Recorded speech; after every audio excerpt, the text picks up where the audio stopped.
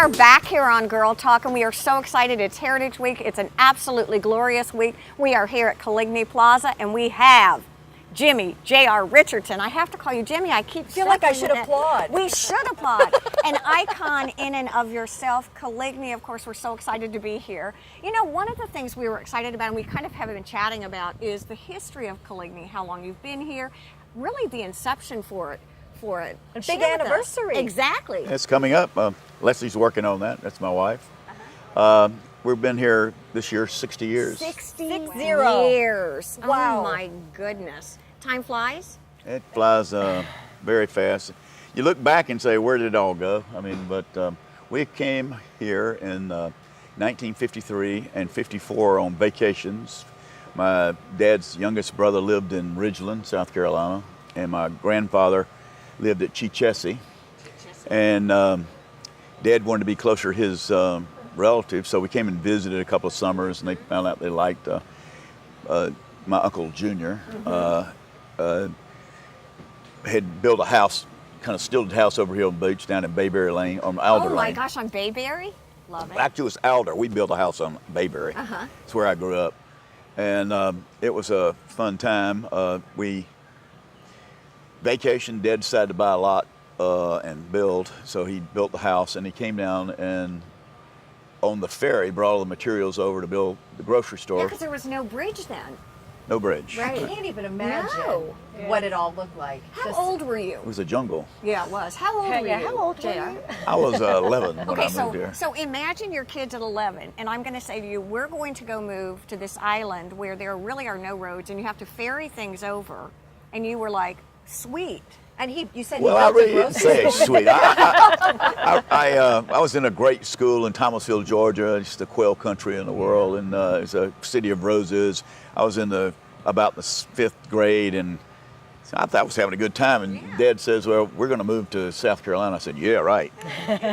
But as it turned out, it was a great move for the whole family. And Did you say he was building a grocery store? Red and white. it's the first. It's where okay. it was called in those days the Forest Beach Supermarket. So And it was that's 100 where by Piggly 100. Wiggly? Or Yeah, what? it's exactly the same location. Really? How Okay, did it that's grow great. then, JR? Did it then became the grocery store, and then another store, and another store, and We just eventually? added on, I think 4 times is what happened. You know, Dad got out of the business in, I think, somewhere around 1969, but he kept the building. So he sold it to Louis McKibben. A lot of misconception is that Louis McKibben started the grocery store, the Red and White, but that's not the case. He came along later after Dad built the store here and opened the arcade, and he later turned the arcade into a grocery store. And then Dad wanted to get out of the building business, out of the grocery business, and he decided to sell the business of the grocery business to Louis. And Louis bought it and ran it for a while, and Gene Martin was hired to work it and run it, and then Gene bought it from Louis, and now David, his son, has it. So it's a great story of history. You know, I have 2 questions to ask you, and the first is, I think we would be remiss not to talk about your mother, because she is still living, and she is very much a matriarch of this entire family. And the second is, I'd love to know when you began to sort of run Coligny and develop it and turn it into what it is now. I kind of took over in 1975 or 6 is when I came to start working. I didn't take it over. I came to work for Dad, and Dad said, "Do this, do that." Yes, sir. Yes, sir. Yes, sir. Well, his vision became yours, and you kind of took it. Yeah, I kind of took it. I put it on steroids over time. I mean, we didn't own all the whole block at that time. We only owned the area where the store was, and he built a couple of buildings. Building A down here where the Vine is today, and built a barber shop and the laundromat. The laundromat, by the way, sent me to college. Those quarters. And there are a lot of stories about the laundromat and people that grew up here. Dad was, you see Dad, he would be there sweeping the thing around and say, "Who's that old man?" And he's the guy that owns this place. But Dad loved this place, and he put his whole heart and life into it. And then he was good enough to let me take it and do some things with it, and so it's been a great family business. Did you stay here? Did you go to school, or where did you? I went to Bluffton Right. School, and then my sister drove the first school bus, I drove the second school bus. You should hear the stories about it's not like you drove a school bus on a paved road. Oh no, I'm thinking dirt roads Oh, and the jungle, right? Yeah. Yeah, sometimes in the ditch. Right? oh my gosh. Now Stopped and killed a gator or a rattlesnake or Exactly, something like that. exactly. Now your mom, Deb mentioned your mom. She was. I'm pretty guessing she special. was just a real had an influence on. Well, We she called was her the the- anchor as and the well. rock. And she is the anchor and the rock of the entire family. Even today, she's going to celebrate her 96th birthday on July the 29th.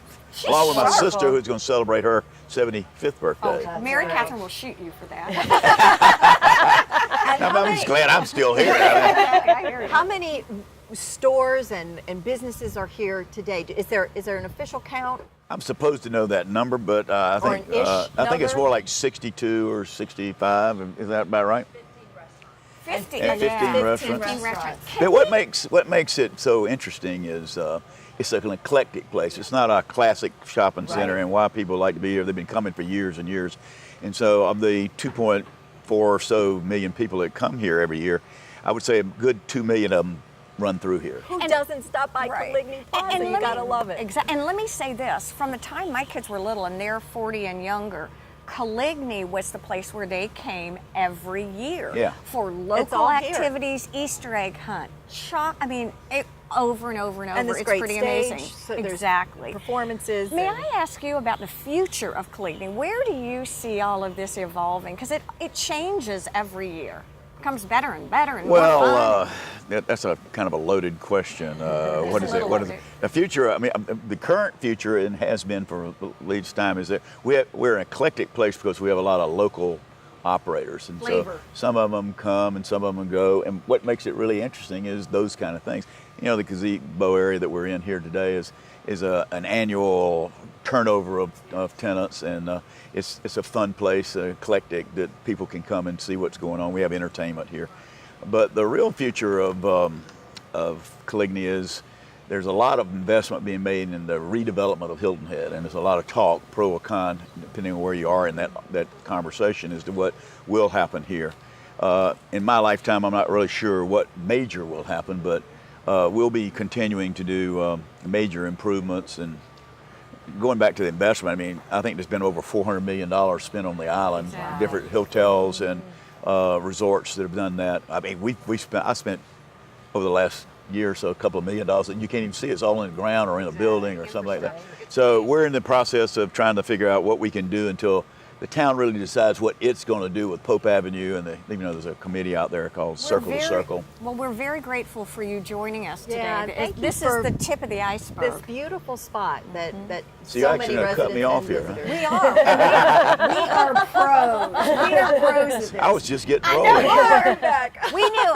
We want to thank you all for tuning in to this week's Girl Talk. Have a great week. Enjoy Heritage.